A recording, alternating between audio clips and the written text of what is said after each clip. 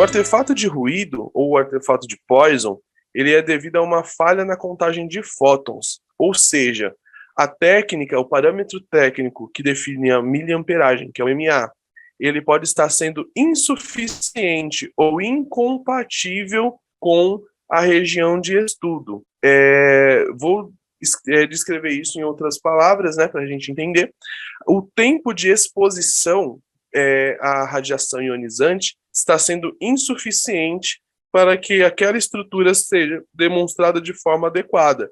Então, há duas coisas que podem estar acontecendo e a gente vai falar sobre elas. A primeira é o valor colocado de mA que está sendo muito baixo. Tá? O valor de mA está sendo incompatível, ou seja, para aquela determinada estrutura, eu deveria colocar um valor de mA maior. Tá? Por quê? Quando eu aumento o meu mA, o meu MAS, eu aumento também o meu tempo de exposição. Então, dependendo da largura ou da densidade da estrutura que eu estou estudando, eu preciso de um tempo de exposição maior, tá? Então, eu vou dar um exemplo prático. Quando a gente vai fazer um exame de crânio, geralmente nós temos que usar um mA maior. Por quê? Por conta da calota craniana. A base do crânio, que é essa região aqui, ela é muito densa. Então, se a gente não coloca um tempo de exposição adequado, emite esse mesmo sinal aí, que é o artefato de ruído. Fica tudo ruidoso, tudo granulado, a gente diferenciar principalmente os tecidos de partes moles, tá?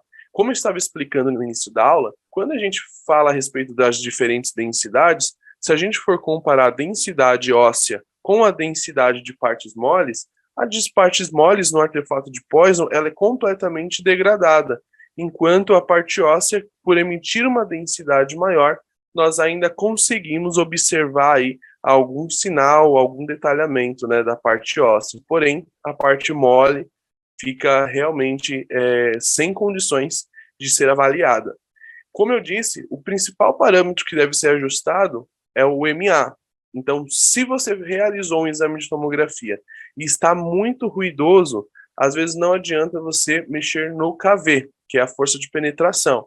Nós temos que mexer no parâmetro do mA, tá? Que é o tempo de exposição. Aumentando-se o tempo de exposição, nós conseguimos aí solucionar esse artefato. Nós temos duas imagens aqui no nosso slide, uma demonstrando um exame de abdômen.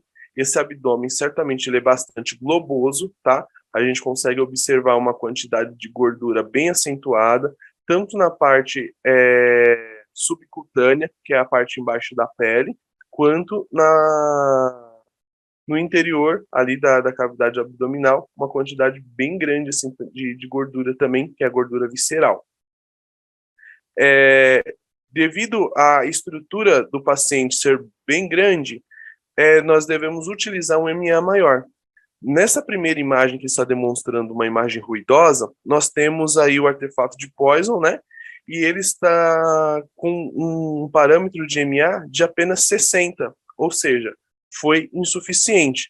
Devido a esse parâmetro não ter sido ajustado de forma adequada, o artefato aconteceu. Na imagem ao lado, nós conseguimos ver o mesmo paciente, a mesma estrutura sendo estudada, tá? Indicado ali pela seta azul, esse paciente tem uma lesão, tem um linfonodo aumentado, né? Próximo ali à região do fígado, tá? E aí, o que acontece?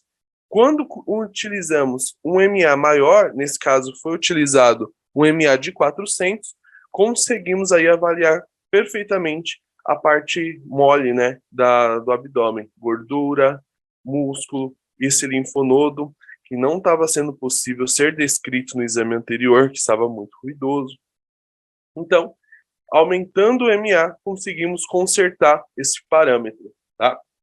Outra coisa interessante, pessoal, falando a respeito do artefato de Poison, é que, às vezes, o mA está ajustado de forma correta. Porém, tem um outro parâmetro também, que ele pode influenciar nesse artefato. É o pitch estar muito alto, tá? Quando nós realizamos um exame, nós temos vários parâmetros para a gente poder ajustar. entre eles as dosagens, que é o KV e o MAS, e alguns parâmetros referentes ao equipamento.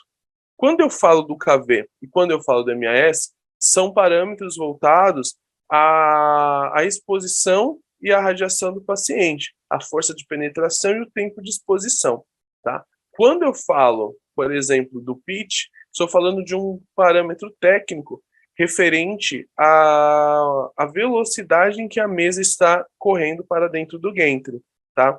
O pitch é a velocidade de mover a mesa, né? Da mesa se mover, de deslocar a mesa em relação aos cortes. Se ele estiver muito alto, consequentemente, o meu MA vai ser diminuído. Por quê?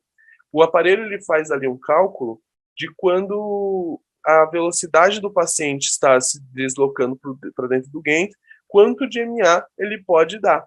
Então, se eu coloco, por exemplo, um MA de 200, ele vai falar, olha, para mim dar um MA de 200 nesse paciente, o valor do pitch não pode passar, um exemplo, tá? De 1. E aí eu vou e coloco 1,5 de pitch, um valor mais alto. O que vai acontecer? O aparelho reduz o MA para ele conseguir deslocar a mesa naquela velocidade. A mesma coisa ocorre ao inverso. Se eu coloco o pitch muito devagar, consequentemente, a dose, o tempo de exposição, o MA, também será mais alto, tá? Porque ele vai falar, olha, como a mesa está se deslocando muito devagar, o tempo de exposição também será maior. Então, a grande sacada é essa.